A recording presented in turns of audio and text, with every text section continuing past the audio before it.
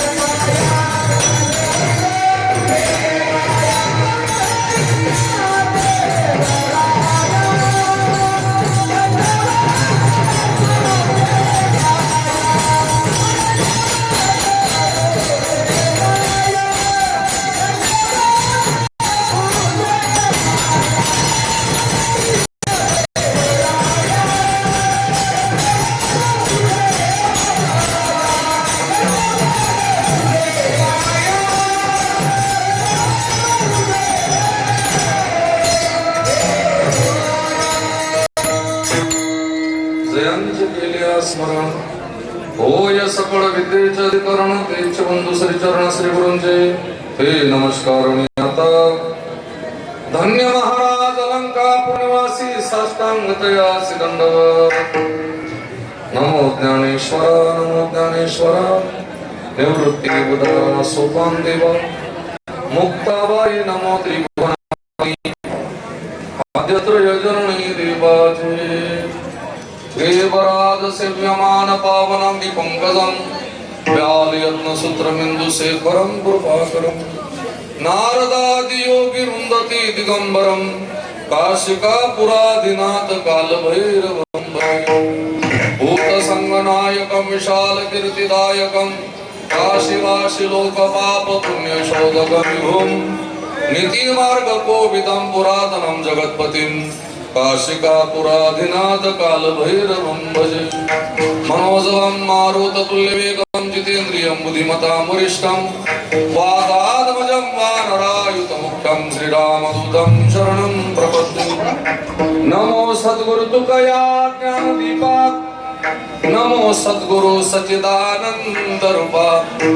नमो सद्गुरु भक्त कल्याण मूर्ती नमो सद्गुरु भास्करा पूर्ण कीर्ती लोकाभिरामं नरंगदिनं राजीवनेत्रं रघुवंशनाथं कारुण्यरूपं करुणाकरन्तं श्रीरामचन्द्रं शरणं प्रपद्ये श्री गुरु ध्यान श्री गुरु रचना हे न घडता मती होईल मंदा श्री गुरु विठ्ठल भावे बंदा दाखवती निज परमानंदा काय माझी वाणी मानिल संतासी रंजवते ताशी आपुलिया नामा म्हणे आम्ही पाहिली चेंचिरे संत पाहिरे बरी देती नाचू कीर्तनाची रंगी ज्ञानदीप लावू जगी विठ्ठल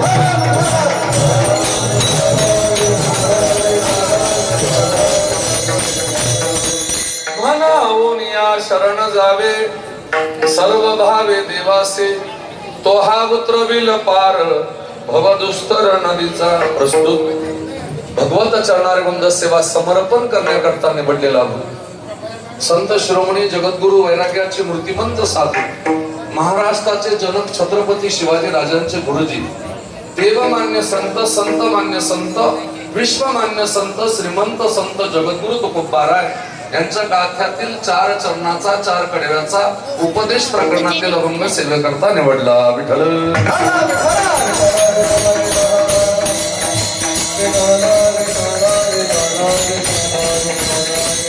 सेवेला प्रारंभ करण्यापूर्वी परिहारार्थ बोलायचं झालं सर्वांना श्रुत आहे सर्वांना ज्ञात आहे सर्वांना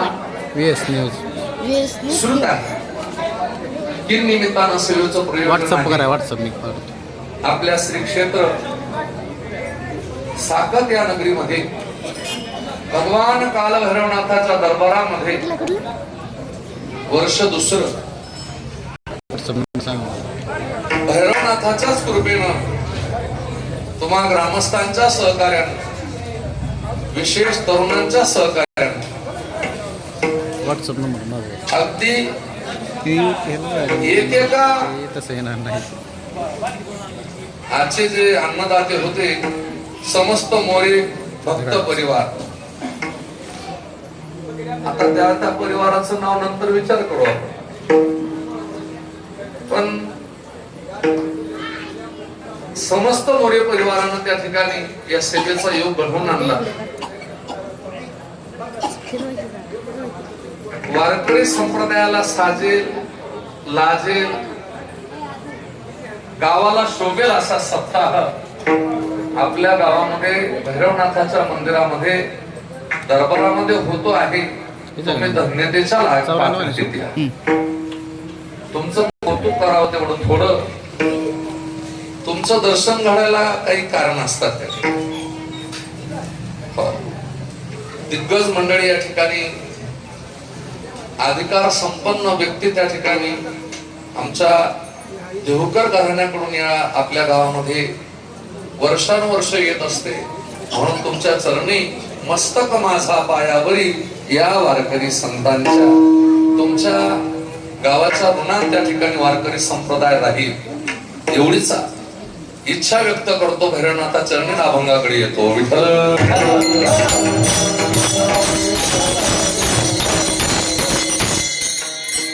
आनंद वाटला मला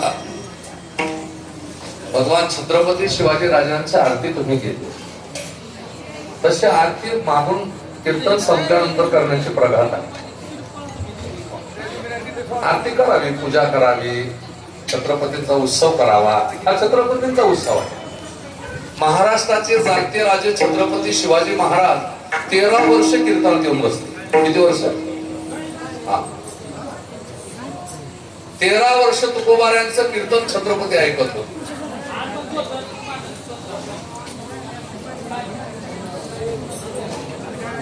बाजूची बोलायची त्याला बंद करा. कृपया करून बाजूची जरा बोलायची बंद करा. गेट समोरची गेट समोरची.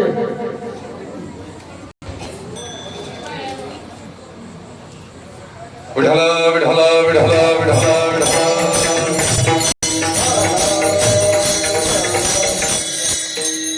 आता हे बाहेर जे उभी आहेत ना यांना छत्रपती शिवाजीराजे समजलं नाही. पहिल्यांदा कीर्तन समजलं. आता मी जरा पहिल्या मुळाला आलेलो आहे. मुलीचं पहिलं मूळ कसं असतं जरा लाजत लागत बरोबर. तसं आमचं आहे काय नाहीतर मग आमचा स्वभाव जर पाहिला ना तर तुमचा एक बी तरुण थांबणार नाही. मायनाजी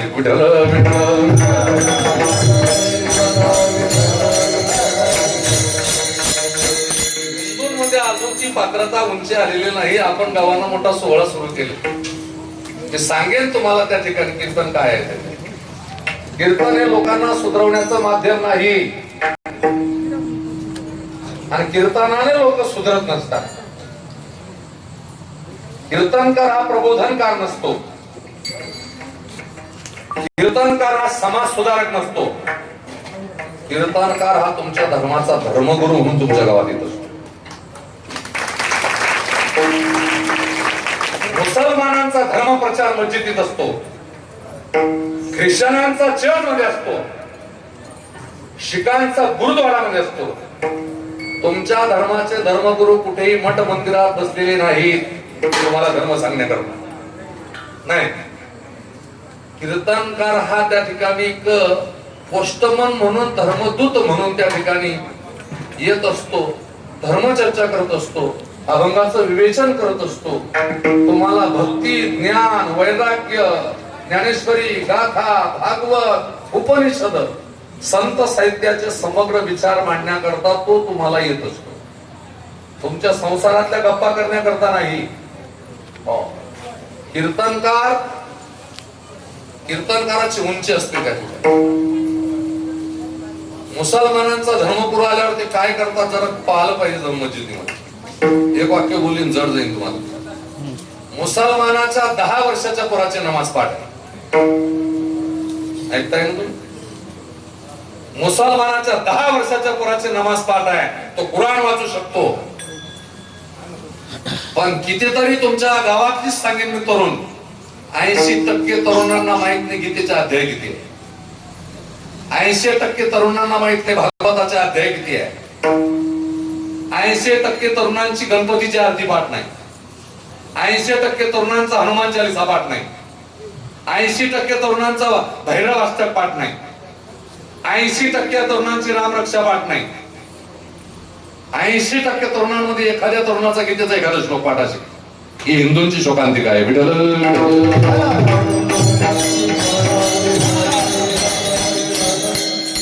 आम्हाला दुसऱ्यापासून धोका नाही, तो आमच्याच पासून धोका आहे. हो, आम्हाला देव समजून घेण्याची गरज आहे. समजलं काय. मी विचारेन तुम्हाला त्या ठिकाणी काही मुद्दे. हो, माझ्या समोर सध्या भक्तिमती माता बसलेल्या आहेत आणि तुम्ही ज्येष्ठ श्रेष्ठ त्या ठिकाणी माझ्या पितृतुल्य बसला. तुमची परीक्षा म्हणून मी तुमच्याशी बोलणार नाही, पण काही उत्तर तुमच्याकडून मला अपेक्षित आहे. विठ्ठल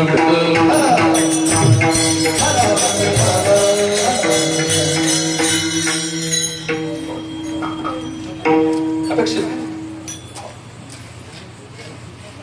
अभंगाचा जे सुरुवात तुकोबारांनी केलेली म्हणून या अक्षराने केली.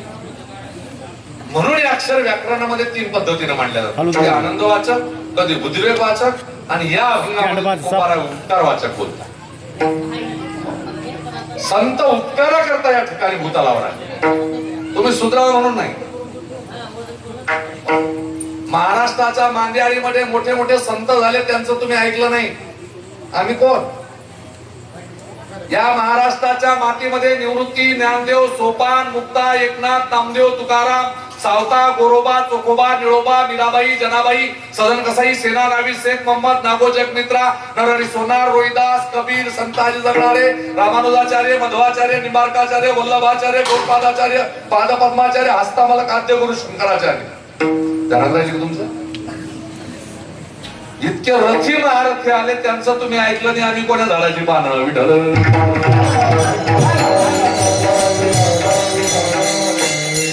आम्ही कशा करता आलो? तुका म्हणे आम्हा धाडिले,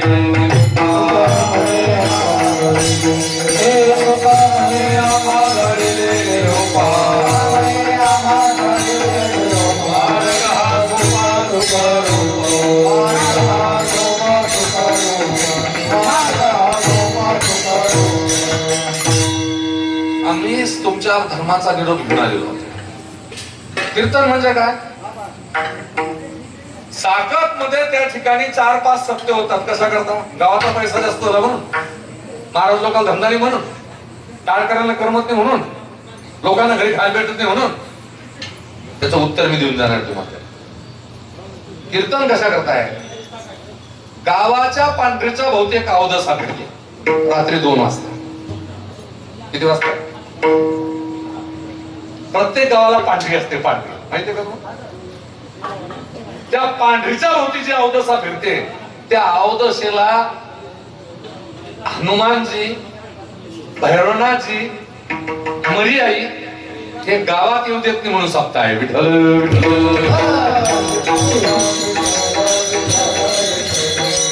सप्ताहाचं नाम आमच्या गुरुवर्यांच्या भाषेमध्ये त्या ठिकाणी स्वानंद सुखनेवाच्या सद्गुरु जोग महाराजांच्या गुरुकुलामध्ये आमचे विठ्ठल बाबा थोडे सांगायचे.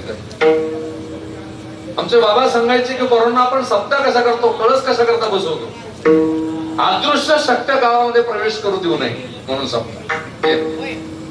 आणि गावातल्या तरुणांना धर्म समजला पाहिजे. छत्रपती 13 वर्ष, आता तुम्ही आरती केली, 13 वर्ष कीर्तनात येऊन बसली. गाथ्यामध्ये 33 अभंग आहेत. तुकोबारांना केलेला उपदेश.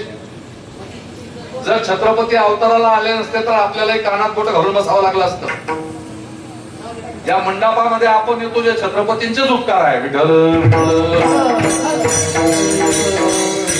आणि छत्रपतींचं नाव घेत असेल, छत्रपतींचं गुणगान करत असेल आणि दारू पिऊन छत्रपतींच्या जयंतीत नाचत असेल, त्याच्यासारखा नालायक कोणी नाही म्हणू शकत.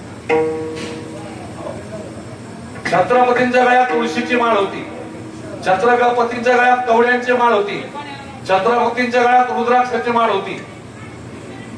छत्रपतींचा आराध्य पंढरपूरचा विठोबा, जेजुरीचा खंडोबा, तुळजापूरची भवानी हे छत्रपतींचं आराध्य होतं. ज्यांना छत्रपतीचं नाव घ्यायचं त्यांनी याचं चिंतन केलं पाहिजे. छत्रपती म्हटलं की तू निर्व्यस्तीच पाहिजे त्या ठिकाणी. छत्रपती म्हटलं की तुझा मराठी बाणा दिसला पाहिजे. छत्रपती म्हटलं की तुझ्या डोक्याला गंध दिसला पाहिजे. छत्रपती म्हटलं की तुझ्या गळ्यात माळा दिसली पाहिजे. छत्रपती म्हटलं की तुला शेंडी दिसली पाहिजे. हे तुझं हिंदूंचं भूषण तुझ्या ताब्यात पाहिजे. आणि मग तू छत्रपतींच्या लायकीचा. विठ्ठल.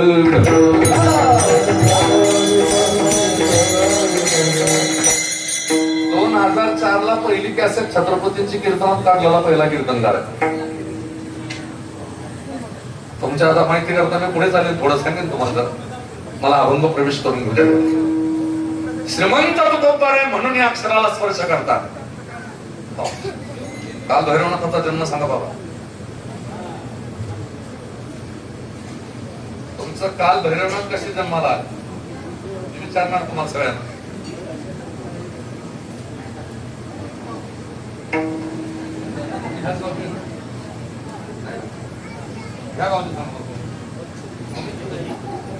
भैरवनाथाचा जन्म सांगा.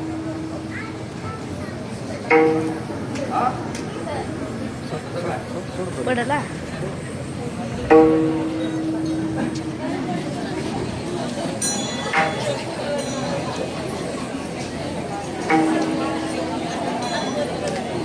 विठ्ठल विठ्ठल विठ्ठल.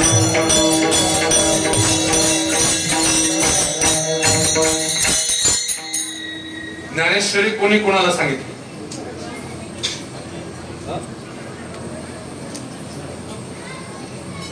बोला बोला.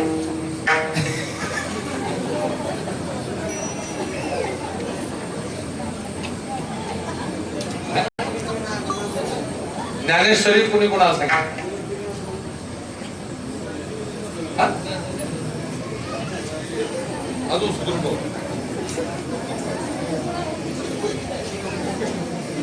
सांगतोय.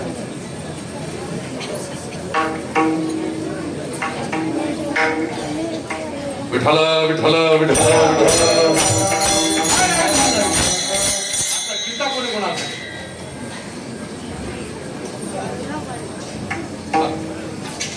याच्या पलीकडे कोणाला माहिती आहे का? म्हणून आलोय विठ्ठल विठ्ठल. अभंग म्हणून आहे ना, म्हणून आलोय. गीता कोणी कोणाला सांगितली, कोणी ज्ञानेश्वरीची खर्च करतो म्हणजे वेळ तुमची लक्षात. ही गीतार्थाची थोरी स्वयं शंभुविवारी जेता भवानी प्रश्न करी चमत्कार. कोण सांगितली? कोणाला? बरोबर. भगवान शिवानं पार्वती मातेला विचारली, पार्वती मातेने विचारले, भगवान शंकरानं सांगितलं. मग तिथून एक केबल कनेक्शन आलं कोणाजवळ? व्यासा. व्यासाजवळ आलं संजयाजवळ. माझं नाव काय? त्याचे डोळे घारे होते, माझे डोळे घारे. तो महाभारताचा संजय आहे ना. पहिल्या अध्यायामध्ये एकही श्लोक देवानं सांगितलेला नाही गीतेमध्ये. तर तुम्ही कसं काय म्हणतात कृष्णाने अर्जुनाला सांगितले? एकही श्लोक नाही. गीता सुरू करणारा धृतराष्ट्र आहे. पहिला श्लोक आहे धृतराष्ट्र वाच धर्मक्षेत्रे कुरुक्षेत्रे समवेता विश्वा मामका पांडवा शैव किंवा कुर्वत संजया.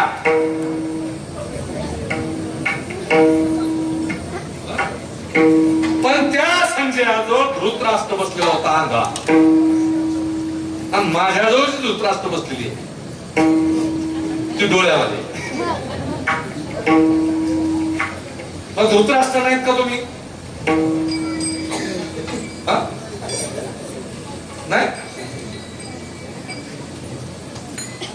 नाही ना, चांगल्या डोळ्याची आहे ना, चष्मा लावलाय चांगला. त्या धृतराष्ट्राला 3 रोग होते. आहे का?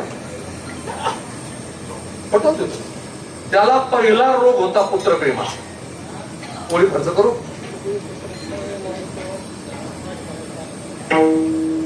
कुरुक्षेत्रावर झालेल्या युद्ध सुरू झालेले संजयाला प्रश्न केला, पुत्र स्नेह मोहितो धृतराष्ट्रायसे पुसुतो संजया कुरुक्षेत्रची मातू सांगे म्हणून.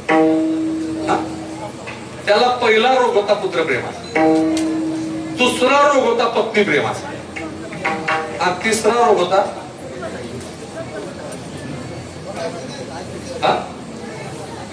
आता इथे बसलेल्यापैकी हे 3 रोग ज्याला नसतील त्याला हात वर करा, मी फेटा सगळं त्याच्या पाया पडतो.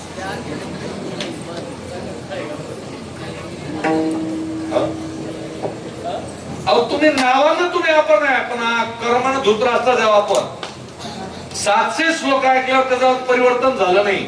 मी 1 तासात तुमच्यावर परिवर्तन करू शकतो का? त्याचं उत्तर आहे नाही.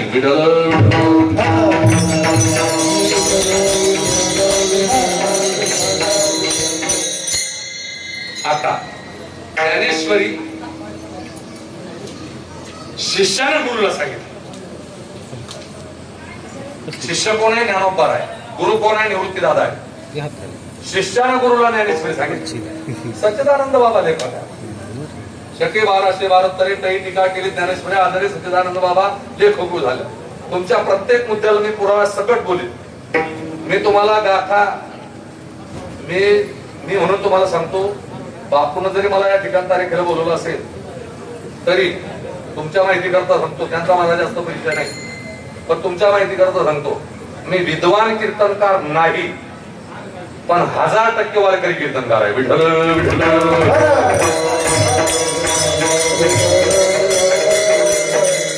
अजून 42 वर्ष गाडीला पाय लावलेला नाही. बापू 16 गाडी नेत असतो, अजून पायी चालतोय. म्हणून वारकरी कीर्तनकार वारकऱ्याचे 100% निकष आहे माझ्याकडे. कीर्तनकाराला जोर तुम्ही निकष लावणार नाही, अधिकारी कीर्तनकार जोपर्यंत तुम्ही आणणार नाही तोपर्यंत तुमचं परिवर्तन नाही. विठ्ठल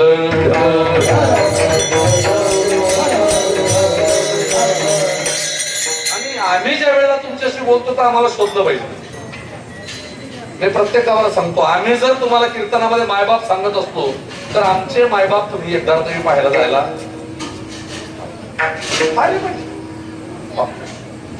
आम्ही जर तुम्हाला सांगू वारी करा, आम्ही खरोखर वारकरी आहे का हे तुम्ही लोकांनी पाहिलं. आम्ही जर तुम्हाला सांगू गाय पाळा, तर आमच्या घरी गाय हे निकस आम्ही पाहिजे. आमच्याकडे जर ते निकस नसतील तर आम्हाला सुद्धा चौकात मारलं पाहिजे. विठ्ठल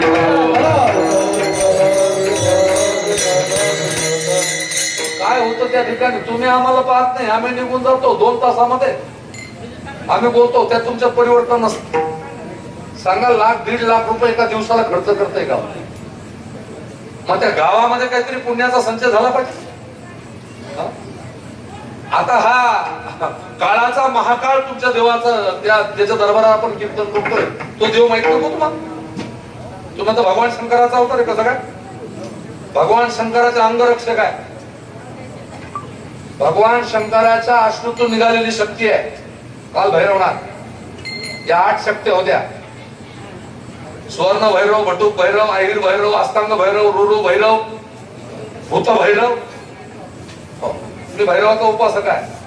माझ्याकडे भस्मासूर भगवान शंकराच्या पाठी लागला होता त्यावेळेचं देवस्थान आहे. महाराष्ट्रात प्रसिद्ध आहे. विठ्ठल विठ्ठल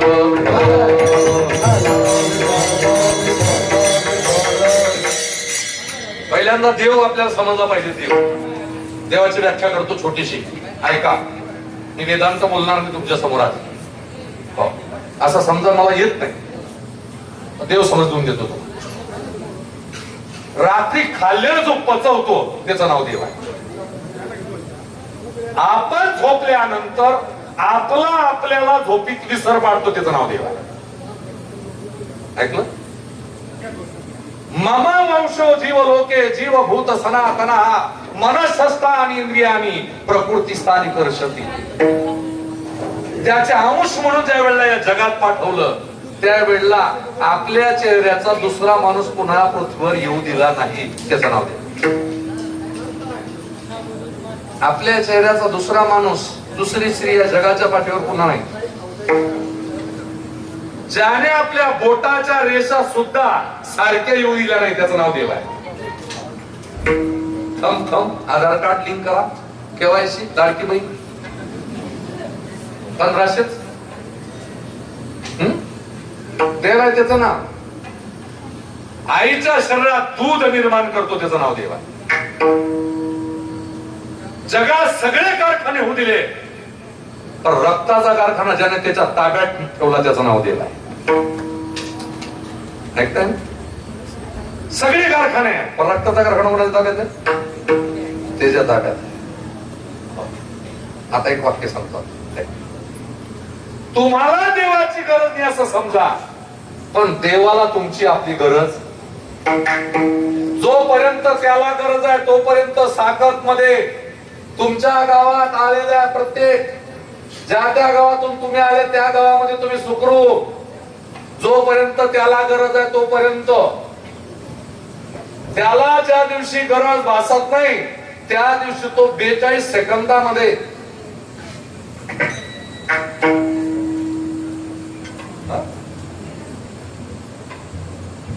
आपल्याला देवाची गरज नाही असं समजा, पण देवाला आपली गरज.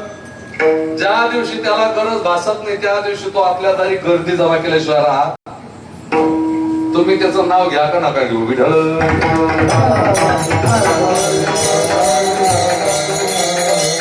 एक वाक्य म्हणून सांगतो आता, ऐका.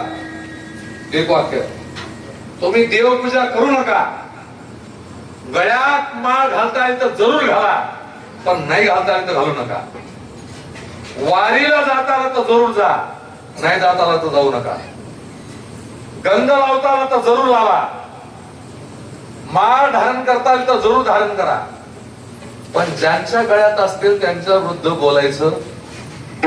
ज्या दिवशी तुम्ही धर्मात जन्माला आले आणि धर्माच्या वृद्ध बोलले त्या दिवशी समजावं की आपल्या रक्तात दोष आहे. विठ्ठल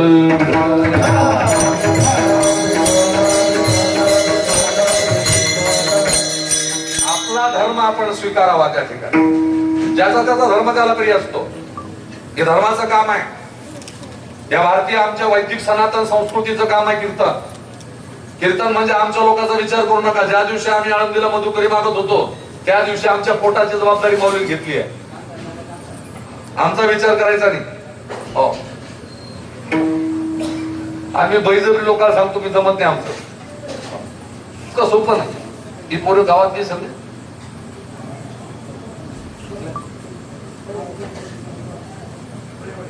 विठ्ठल विठ्ठल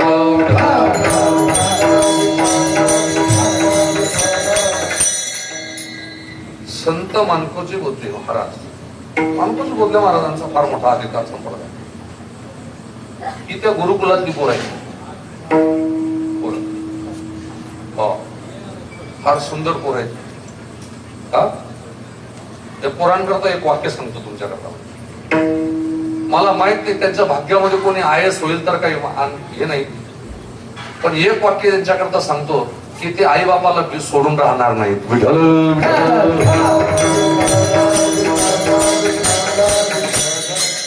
फक्त साखेच्या लहान पोरांनी या पोरांचा आदर्श घ्यावा एवढीच दिली. आदर्श घेतला.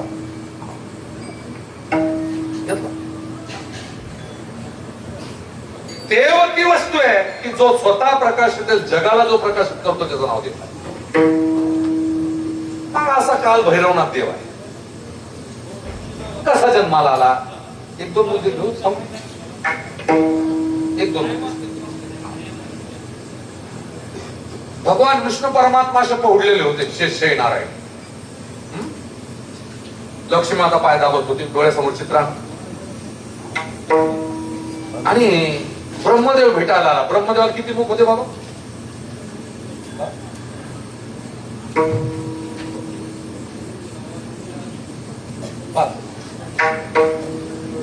तुमच्या हिशोबाचा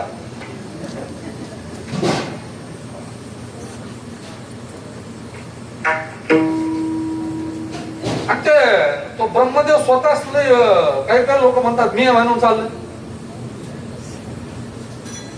तो ब्रह्मदेव स्वतःला असा मोठा समजत होता की मी सगळ्यामध्ये मोठा आहे. आणि त्यानं वाद घातला विष्णू परमात्म्याशी. मी वादात होतो ना त्या असा वाद घातला. त्या भांडणात होतो थोडा थोडा. आणि त्या वादामध्ये काय झालं, दोघांचा असा वाद झाला. त्याने तिकून ब्रह्मास्त्र सोडलं ब्रह्मदेवावर. कोणावर? भगवान विष्णूवर. आणि विष्णू परमात्म्याने पाशुपत सोडलं. मग आणि दोघांचा असा अग्निस्तंभ निर्माण. आणि तो अग्निस्तंभ निर्माण झाला. भगवान शिव प्रकट झाले. भगवान शिवाने सांगितलं हे ब्रह्मा विष्णू आबा तुमच्यात मोठं कोण? एकानं खाली माझं मूळ शोधून यायचं आणि एकानं वरती माझं शिखर शोधून यायचं. शोधून वर कोण जातं? वर म्हणले ब्रह्मा म्हणले मी जातो. भगवान विष्णू म्हणले प्रभू मी खाली जातो. भगवान खाली गेले. 1000 वर्ष खाली गेले. कोण? भगवान विष्णू. आणि ब्रह्मदेव 1000 वर्ष वर गेले. मुळाचा शोध लागला. शेवटी विष्णू परमात्मा म्हणले 1000 वर्ष झाली शोध लागत नाही. वापस आले. नमस्कार केला भगवान विष्णू परमात्म्याला. ते म्हणले बाबा तुमचा शोध लागला. पण हा ब्रह्मदेव मोठा काय म्हणतात त्याला लबाड.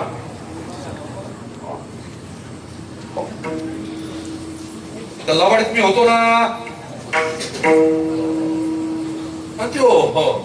तो म्हणला प्रभू मी मूळ शोधून आलो म्हणला वर. आता भगवान विष्णू खरं बोलले हा खोटं बोल. भगवान शिवाला राग आला. आणि रागाच्या भरामध्ये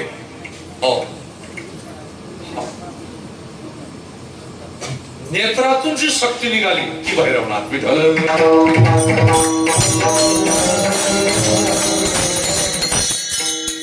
जोगी श्रीचा भैरव सांगतोय मी तुम्हाला. ती शक्ती भैरव